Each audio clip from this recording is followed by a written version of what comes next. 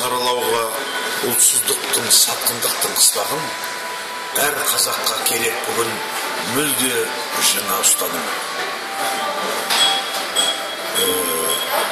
Бір сәтте жеп атқарылар қызметтің құлт үшін, толғанбаса жойылуға бағытталған ұлт үшін, ұрықсызданған жанұясында күреспесе тіл үшін, сын сағатта өз ұлтымен бірге алмаса тынысын, бұған қоса намыссыздық сырқатынан сорылмаса, құжатында қазақ болып жазылғаны талмаса.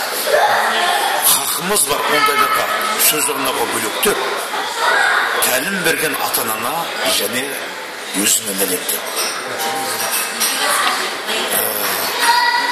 Және бұған қоса мынадай ойларым бар.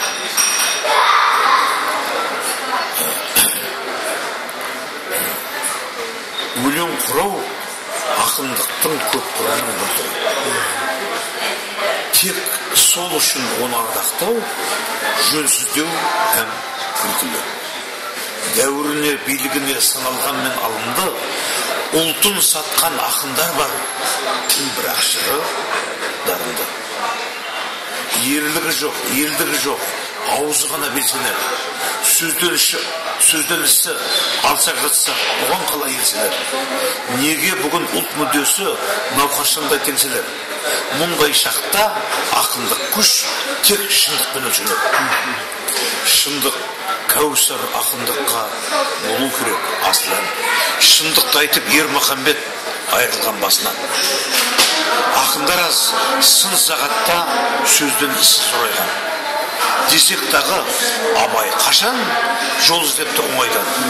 Ел ұлт жайлы сырларымен жыры биік тұрғанымен ісі үшін мен Махамбетті биік қоям абайдан. Бұл адамдық ұстанымын қалыптасқан талайдан. Шындығы жоқ пенделерді басар уақыт көшкіні. Даңққа мойын созғанымен, том-том өлең жазғанымен, шындық өлген ақындардың ақын емес ешбір. Шындығы жоқ пенделерді, шындығы өлген мінессіздік болмақ кімнің мақтаны? Қазір барлық салаларды мінессіздер қаптады.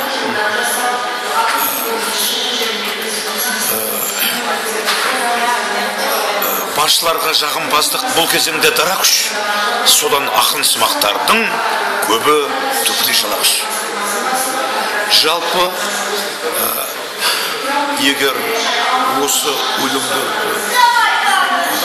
қара сөзбен айтар болсақ, мейлі, ол 100 жылдан үлкен ақын болсын, үлкен жазушы болсын, үлкен ғалым болсын, үлкен саясаткер болсын, кім болса болсын, егер ол адам шындығын жоғалтып алатын болса, егер ол адам елдік, ұлттық мүддеге немқұрайды қарайтын болса, оның ақындығы да, азаматтығы да нөл.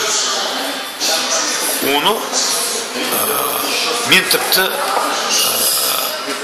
қазақтың да қатарына қосқым келмейді. Өйткені себебі қазіргі кезеңде ең басты мәселе ұлтты сақтап қалу.